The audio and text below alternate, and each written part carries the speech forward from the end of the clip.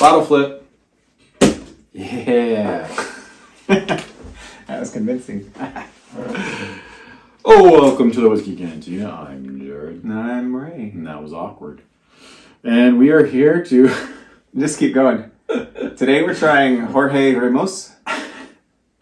Today we are trying, actually, we like Raymond said, George Remus, but the special thing about this bottle for us is, and the reason we actually specifically went and got this bottle was MGP. We're going all the way in with that intro. Who cares? I love it. MGP. And the reason we say that is Midwest Grain Productions, or Products. I was just about to ask you what it stood for. I think it's actually Midwest Grain Products or Production.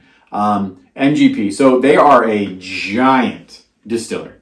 And I mean giant. Mm-hmm. In Kentucky, actually, no, Indiana. I apologize. I just messed that up. They're out of Indiana.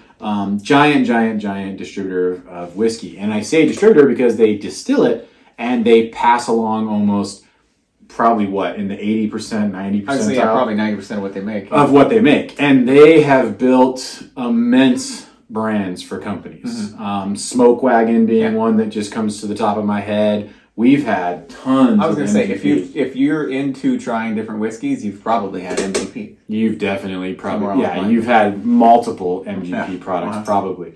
That being said, the reason this bottle is so special is this is MGP's own bottled bourbon. So this is their flagship. Their flagship bourbon, right? Right. Yeah. So this is something that not only do they distill and instead of passing along to another up and coming distiller, distributor, whatever you want to call it, they actually decided to bottle their own stuff. So very interesting and interesting for us because we love MGP product. Yes. A lot of people, when it comes to source stuff, they'll steer away from it. They'll be hesitant on it. For us, if it says Indiana, we usually jump at the chance. Yeah, it's actually been really, really good. Dare I say that this isn't quite popular? I mean, I don't hear a whole lot about it. It's getting more popular. Yeah. So good thing for you to mention, though, they do have this line here, which is their base line, which comes in at what, 92 proof? Yeah, 94. 94 proof. And then they also have the Remus Reserve, which is price-wise, what, $40? The Remus Reserve is about 90. Yeah. I don't know very many specifics on the Remus Reserve. We do want to get our hands on it. We have not tried it. I've read great things about the Remus Reserve. I've also read very good things about this, too. This seems to be, it comes in at fairly good reviews. Yeah. I haven't seen anything negative. Consistent, Yeah, consistent, yeah. I mean, everything on it is undisclosed. From the age statement to the mash bill, it's all undisclosed. So we know that we're getting a bourbon from MGP. That's about as much as we can say about it as far as the mash bill and the age statement goes. George Remus. Now, how will my headstone read? I suppose it will be King of the Bootleggers. George Remus, circa 1920. That's pretty badass. Pretty badass. Quote. I like it. I'll give it a shot. Raymond said, we were talking about what video we wanted to do, and he said, I just want to try a good bourbon. And I said, let's try the George Remus, so we're hoping for the best. Well, we've been all around the board lately. We tried a few different ryes. We were, we did some Tennessee. Yeah. Recently, we tried a very interesting Scotch, which we'll do a review on soon. Yeah. It's bourbon. It's actually subdued bourbon, huh? Like, the nose is not, like, I don't even want to say it, like... I'm picking up on more of the ethanol than I'd like. That's a good idea. Drink a little bit of water. Yeah, 94 proof. A little bit of the ethanol, but it's just got that... It's got that stereotypical, like, bourbon sweetness. Yeah, but it's not sweet, like, I can't say caramels or anything like that. No, it's just sweet. Just sweet. Sweet, and, again, I'm getting... For 94, I'm getting more of the ethanol than I would think that I would get.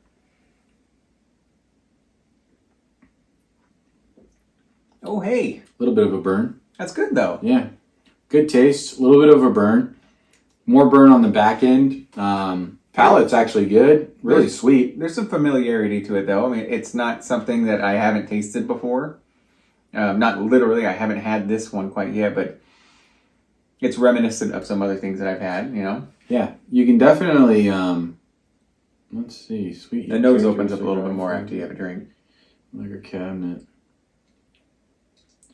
Yeah, this says exactly what we're kind of hinting on. Vanillas, maple aroma. sweet yet characteristic rye flavor, which, yeah, I'm getting a little bit That could be the spice, yeah. undisclosed mash bill, but if I had to put money on it, this is more of a higher rye. Definitely, so it's definitely above 10%. Yeah. Let's say, I would say probably 12, 13. Yeah, because it's spicy. It's got a little bit of a spice to it. It's kind of a good drinking bourbon. Yes, it is. But there's no like, oh, I'm getting cherries or I'm getting, this or that. It's just I'm getting, the vanilla. I'm getting. I see what they're saying about maple, like caramel. I was going to say something like that. almost like a dark maple syrup, like really dark and strong. It's good though.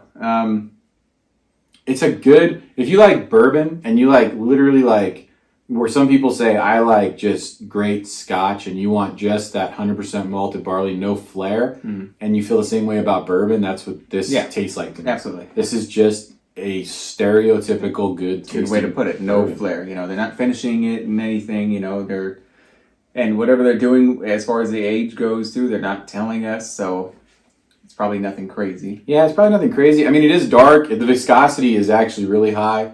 I mean, it's coating this glass like crazy. Good point. So, I mean, like even look at where I'm drinking at the top. I've got literally a drip line going Just down. hanging around up there. Yeah. So it's very strong, and I think that's covering our throat. That way, that goes down all the way down the palate, which is giving us those bourbon notes at the end. I'm picking up on something. I was going to call it chocolate earlier, but it's not. On the finish, I'm almost getting like a coffee note. Ooh, coffee, huh? There's something that's... Hey, is that tea note there?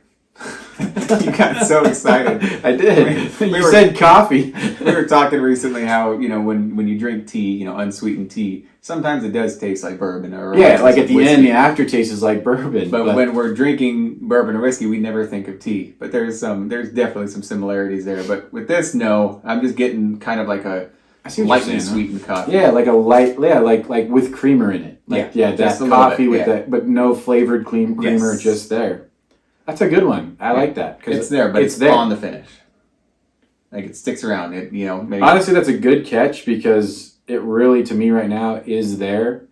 And I was thinking about it, but it's hard to put a finger on what that was. A little bit of that coffee breath, like from The Office. This is a good one. If you guys see it around, I mean, at $40 to $45, this is not too bad. If you like MGP and you like what they're doing, definitely worth a shot. I don't see why you wouldn't pick it up. What are you? He's gonna pick up one of our potentially one of our smelling notes down here. Yep, I am. I really want to. Keep talking, keep them busy. Again, definitely I'd say if you see it for that $40 and you're a fan of bourbon, for what bourbon is and what bourbon can do, pick up a bottle. We'll try this one. What do we got?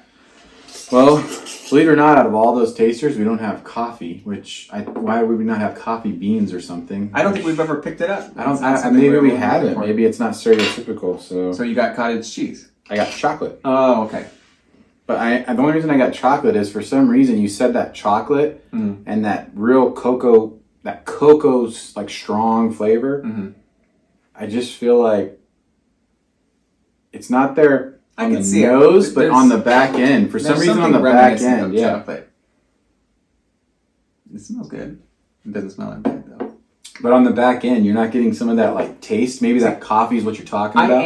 I am, and that's why I went more to coffee because it's more bitter. But I mean, if you're talking like dark keep your cocoa, nose like far away from that though, is what I'm saying. Like a little bit closer. You see what I'm saying? Mm-hmm. Like just that subdued, like almost like a dark chocolate. That's a light chocolate. I'd say you're not wrong. Yeah, there is definitely a dark cocoa-y. That's an interesting one. Yeah. We don't pull these out often, but you guys can make your own like we did. You can buy these aroma kits, but honestly, if you're really trying to like find flavors and look for things like the pepper, the tobacco, the leather, those have helped us immensely. Yeah. And they really do help you because you're kind of on the fence on, man, is that there? Am I getting this right? And then you compare it and it's like, holy crap, I was actually right. And it's hard to tell. I mean, it's finding some of these flavors. I mean, if you enjoy it like we do, we're searching for them. Yeah. But no, you're right. There is like, you've had an 85% cocoa, dark chocolate bar. Right. Yeah, it is there. There's something similar. And it's more like the aftertaste. Yes, That it's strong all on the aftertaste. finish. Almost like bitter. Right? Any coffeeness that we're bitter. Any coffeeness that we're getting or chocolate is all on the finish. All on the Not up finish. front. The nose is sweet, stereotypical vanillas. I don't even want to say caramels, but sweet. Yeah. But I get a little bit of the vanilla. But hey, MGP, congratulations. Cheers to George Remus. Hey guys, thank you for stopping by. While you're here, please take a moment to like, comment, and subscribe, and let us know what you'd like to see next. Drink safe, drink responsibly. King of the Bootleggers. Cheers!